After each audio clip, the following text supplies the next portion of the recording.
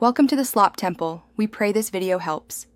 You start now, lay the closed AirPods case on a soft cloth to avoid scratches, and remove both earbuds so nothing powers on. Use a thin plastic spudger or guitar, pick at the seam to separate the lid. This prevents damage to the hinge. Once the lid gives slightly, slide the tool along the seam to free adhesive clips. Move slowly because you are protecting tiny plastic tabs and internal cables. This preserves the case for reassembly and avoids costly replacements.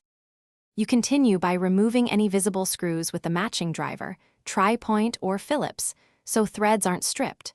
Once screws are out, lift the contact cover and locate the battery and ribbon cable. Gently disconnect the battery connector to cut power.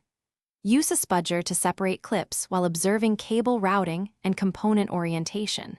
Take photos as you go so you remember placement. This prevents miswiring on reassembly and ensures the replacement case. You finish by placing the logic board and battery into the new shell, reconnecting the battery connector, and reseating ribbon cables. Make sure connectors click.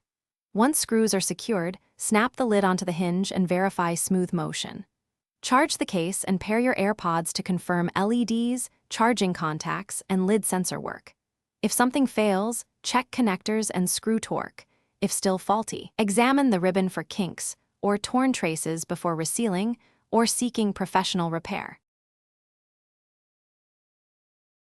Thanks for watching. Consider subscribing if we helped you.